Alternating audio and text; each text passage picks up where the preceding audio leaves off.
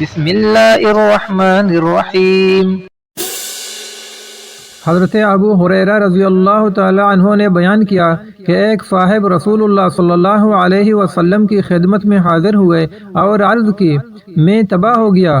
نبی کریم صلی اللہ علیہ وسلم نے پوچھا، کیا بات ہے؟ انہوں نے کہا کہ رمضان میں اپنی بیوی سے صحبت کر لی۔ نبی کریم صلی اللہ علیہ وسلم نے دریافت فرمایا کہ کوئی غلام ہے؟ انہوں نے کہا نہیں۔ دریافت فرمایا، متواتر 2 مہینے روزے رکھ سکتے ہو؟ انہوں نے کہا نہیں۔ دریافت فرمایا، 60 مسکینوں کو کھانا کھلا سکتے ہو؟ انہوں نے کہا نہیں۔ راوی نے بیان کیا کہ پھر ایک انصاری صحابی عرق لے کر حاضر ہوئے۔ عرق ایک پیمانہ ہے، اس میں کھجوریں تھیں۔ نبی کریم صلی اللہ علیہ وسلم نے فرمایا کہ اسے لے جا اور صدقہ کر دے۔ انہوں نے پوچھا، یا رسول اللہ، کیا میں اپنے سے زیادہ ضرورت مند پر صدقہ کروں؟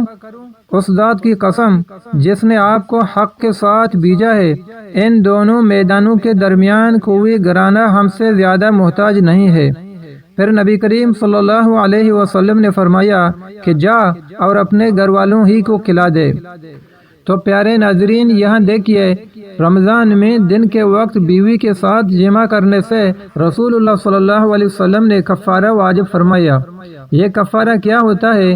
اس کے لیے جامعہ بنوری ٹاؤن کراچی سے اس مسئلہ کی وضاحت پوچھتے ہیں اور یہیں سے کفارہ کی وضاحت بھی ہوتی ہے۔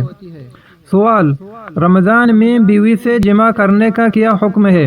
جواب: رمضان المبارک میں طلوع فجر سے غروب آفتاب تک، یعنی روزے کی حالت میں بیوی کے ساتھ ہم بستری کرنا جائز نہیں ہے۔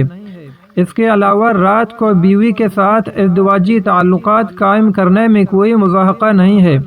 اگر رمضان میں روزہ کی حالت میں اپنی بیوی سے ہم بستری کی تو ایسی صورت میں روزہ فاسد ہو جائے گا۔ سچے دل سے توبہ و استغفار لازم ہونے کے ساتھ ساتھ قضا اور کفارہ دونوں لازم ہوں گے، یعنی ایک روزہ بطور قضا رکھنے کے ساتھ ایک روزے کے کفارے میں 60 روزے مسلسل رکھنے واجب ہوں گے۔ نیز روزہ فاسد ہونے کے بعد رمضان کے احترام کی وجہ سے دن کا باقی وقت روزہ داروں کی طرح بھوکا پیاسا رہنا ہوگا، اور اگر دائمی مرض یا زیادہ بڑھاپے وغیرہ یا کسی شرعی عذر کی بنا پر واقعتاً کفارے کے روزے رکھنے پر قادر نہ ہو تو 60 مسکینوں کو 2 وقت کا کھانا کھلانا یا 60 مسکینوں کو صدقۃ الفطر ادا کرنا ہوگا۔ فقط واللہ اعلم۔